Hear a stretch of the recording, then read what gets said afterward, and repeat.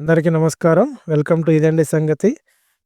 ఈరోజు చూస్తే hot topic. ఎటు చూసినా కిరణ్ రాయల్ అండ్ లక్ష్మి ఆళ్ళిద్దరి పేర్లు. ఏ సోషల్ మీడియా ఓపెన్ చేసినా, ఎక్కడ చూసినా వాళ్ళకి సంబంధించిన వీడియోలే. న్యూస్ ఛానెల్స్ గూడా. మరీ ముఖ్యంగా వైసీపీ వారి సోషల్ మీడియా అయితే ఒక రేంజ్‌లో దీన్ని పబ్లిష్ చేస్తున్నారు. ఎందుకంటే కిరణ్ రాయల్ అనే వ్యక్తి జనసేనకి సంబంధించిన వ్యక్తి. ఈయన జనసేనలో ఉండి వైసీపీ వాళ్ళ మీద గట్టిగా పోరాడిన వ్యక్తి. గతంలో చాలా సార్లు ఈయన్ని మనం చాలా టీవీల్లో చూసాము. చాలా మీటింగుల్లో చూసాము.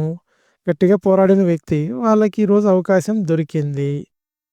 ఎందుకంటే ఇది ఒకళ్ళు ఆరోపణలు చేయటము అది కాదు గదా! క్లియర్‌గా మాట్లాడిన ప్రూఫ్స్ కనబడుతున్నాయి మీడియాలో. డైరెక్ట్‌గా ఆయన మాట్లాడిన వీడియోలే బయట పెట్టారు. సారీ, ఆడియోని బయట పెట్టారు. కొన్ని ఫోటోలు ఏవో చూపిస్తున్నారు. ఇంతకీ అయన్నీ చూస్తుంటే ఏమనిపిస్తుంది మనకి? కిరణ్ రాయల్‌ది తప్పా? లేదా లక్ష్మి అనే ఆవిడది తప్పా?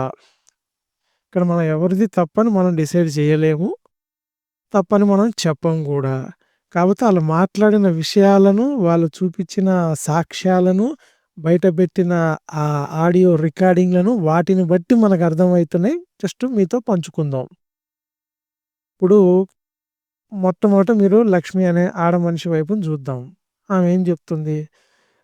తనెంతో కొంత డబ్బులు 1,00,00,000 పైన చిల్లర డబ్బులు కిరణ్ రాయల్ నా దగ్గర తీసుకున్నాడు. అవి ఇవ్వట్లేదు. అంటే కొంత సెటిల్మెంట్. ఇది వాస్తవమే. కొంత జరిగినయి ఏదో ఆమె కూడా చెప్తుంది. కొన్ని డబ్బులు ఇచ్చి తిరిగిచ్చాడని. మిగతాయి కావాలని చెప్తుంది. ఆమె చెప్తుంది ఆయన మా ఇంట్లో ఉన్నాడు. కొన్ని నేను బర్త్‌డే సెలబ్రేట్ చేసిన ఫోటోలు ఆమె చూపిస్తుంది. మనం ఇప్పుడు ప్రత్యేకంగా చెప్పక్కర్లేదు ఆమె తప్పు చేసింది అని.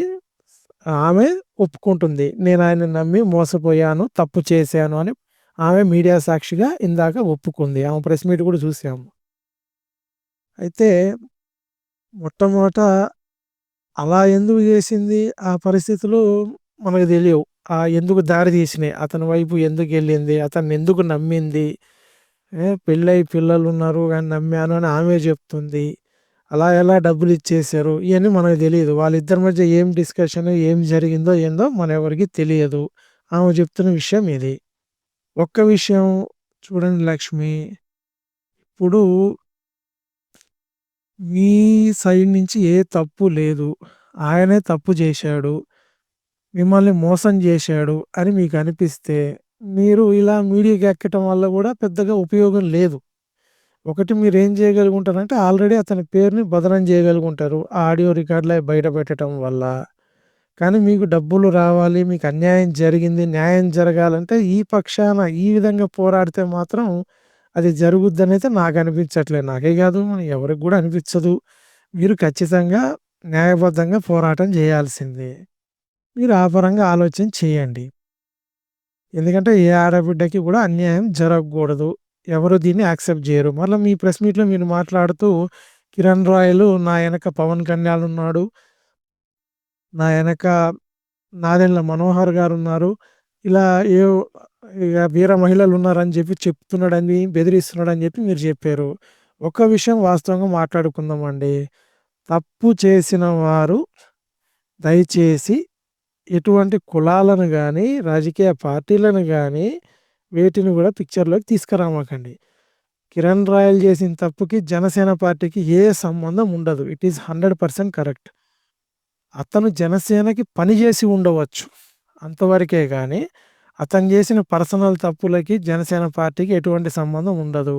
పవన్ కళ్యాణ్ గారు గాని, వారి పార్టీ వారు వేరెవరు గాని గూడా ఇట్లా బ్లైండ్‌గా, గుడ్డిగా అయితే వెనకేసుకు రారు. ఒకవేళ అతను ఏ తప్పు చేయలేదనుకోండి, మీరన్నది 100% నిజం. అతని పక్షానే నిలబడతారు. జనసేన వారు నిలబడతారు. వాళ్ళ అధ్యక్షుడు నిలబడతారు. కార్యకర్తలు నిలబడతారు. వీర మహిళలు నిలబడతారు. సామాన్యులు మనుషులు గూడా నిలబడతారు. వేరే పార్టీల వాళ్ళు గూడా నిలబడతారు. తప్పు చేసాడనుకోండి, ఎవ్వరు ఆయన పక్షాన నిలబడరు. ఇంకోటి తప్పు చేస్తే ఖచ్చితంగా దొరకటం గూడా 100% కన్ఫర్మ్. ఇప్పుడు కిరణ్ రాయల్ వైపు నుంచి చూద్దాం. ఆయన ఇంటర్వ్యూ గూడా ఒకటి చూశాను నేను. ఆయన పచ్చిగా ఒప్పుకుంటున్నాడు ఆయన గూడా. ఆయన ఆడియో రికార్డులోనే మనకు క్లియర్‌గా తెలిసిపోయింది. ఆళ్ళ సంబంధం ఏం పెట్టుకున్నారు? ఎందుకు పెట్టుకున్నారు? ఏందనేది తెలవదు గానీ, సంబంధం పెట్టుకున్నారనేది కన్ఫర్మ్ చేసేసారు. ఆయనేదో కొంత డబ్బులిచ్చానని చెప్తున్నాడు. అది కూడా వాస్తవమే. ఎంతిచ్చాడు ఫిగర్ అనేది ఎవరికీ తెలీదు మళ్ళీ అక్కడున్నోళ్ళకి తప్పితే. ఆమె ఒక ఫిగర్ చెప్పొచ్చు. ఇతను ఒక ఫిగర్ చెప్పొచ్చు. కానీ డబ్బులిచ్చాడు కొంత అనేది మాత్రం వాస్తవమే. హ్మ్.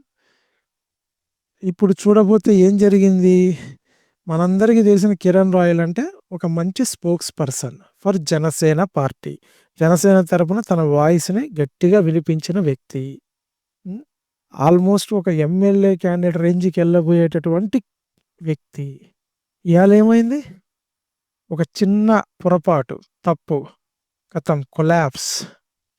ఎంత దారుణమైన దెబ్బ అంటే ఇది అతని రాజకీయ జీవితానికి చాలా దారుణమైన దెబ్బ. ఎప్పటివరకంటే అన్‌లెస్ అంటిల్ అతనది ప్రూవ్ చేసుకోకపోతే మాత్రం. అంటే ఒక వ్యక్తి ఆరోపణలు చేసింది అని ఈయన చెప్తున్నాడు. ఒక లేడీ ఆరోపణ చేసింది. లేడీ కాబట్టి ఆరోపణ చేయగానే ఇక అందరూ పొలోమంట నా మీద పడిపోయారు. ఇంకా నా మీద కక్ష కట్టిన వైసీపీ వాళ్ళు రాజకీయంగా నన్ను దెబ్బతీయటానికి వాడుకున్నారు. ఇంకా నా సొంత సర్కిల్‌లోనే నా మీద ఉన్నటువంటి కుళ్ళు, బిల్లు వీటి వల్ల ఉన్న వాళ్ళు కూడా దెబ్బ కొట్టడానికి అవకాశాన్ని వాడుకున్నారు. ఇయన్నీ బానే ఉన్నాయి. వాడుకుంటారు. రాజకీయం అంటేనే కుట్రలు, కుతంత్రాలు గదా! మీకు తెలవందేముంది. ఖచ్చితంగా వాడుకుంటారు. వాటిని బారిన పడకుండా ఉండటం మనదే బాధ్యత. అంటే ఒక ఆరోపణ చేశారనుకోండి, మీరు ప్రూవ్ చేసుకోండి. కానీ మీరు ప్రూవ్ చేసుకోవడానికి కూడా చాలా టఫ్ ఉంది ఇందులో సిట్యుయేషను. ఎందుకంటే మీరు మాట్లాడిన ఆడియో రికార్డ్స్ క్లియర్‌గా వచ్చేసినాయి. Audio recordings. వాటిలో క్లియర్‌గా మాట్లాడినయి ఉన్నాయి. మళ్ళా మీరొకేదో టీవీకి ఇంటర్వ్యూ ఇచ్చారు. ఆ ఇంటర్వ్యూ చూసినోళ్ళకి గూడా కొంతవరకు మీ సైడ్ గూడా తప్పుందని క్లియర్‌గా అర్థమైపోతుంది. అంటే తప్పు జరిగిపోయింది. ఓకే. తప్పులనేవి చాలామంది చేస్తారు. చాలామంది రాజకీయ నాయకులు గూడా గతంలో గూడా తప్పులు చేసినోళ్ళున్నారు.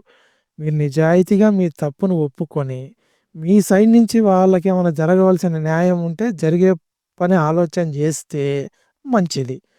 ప్రజల ముందు ఒప్పుకొని, మీలో మార్పు తెచ్చుకుంటే మళ్ళా మీ రాజకీయ భవిష్యత్తు యథావిధిగా ఇప్పుడున్న స్థాయికి రావాలన్నా కూడా మళ్ళా మీకు కొంతకాలం టైం పట్టొచ్చు.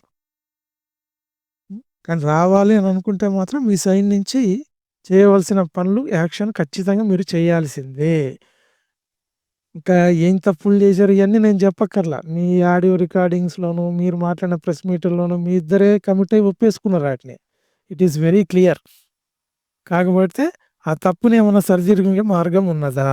వాళ్ళకేమన్నా న్యాయం చేసే మార్గం ఉన్నదా? ఎదుర్కొని మీ నిజాయితీనేమన్నా ప్రూవ్ చేసుకునే మార్గం ఉన్నదా? మీరు నిజాయితీ ఎవరి దగ్గర ప్రూవ్ చేసుకోవాలి? ఒకటి ప్రజల దగ్గర చేసుకోవాలి. 2 మీ కుటుంబం దగ్గర చేసుకోవాలి. ఇంకా మీ శ్రేయోభిలాషులుంటే వాళ్ళ దగ్గర ప్రూవ్ చేసుకోవాలి. మిగతా వాళ్ళందరికి మీరు ఆన్సర్ చెప్పాల్సిన పని లేదు వాస్తవంగా. ఎవరన్నా అదే చెప్తారు. కానీ మీకంటూ కొంతమంది ఉంటారు గదా! వాళ్ళ దగ్గర మాత్రం ఖచ్చితంగా మీ నిజాయితీని ప్రూవ్ చేసుకోవాలి.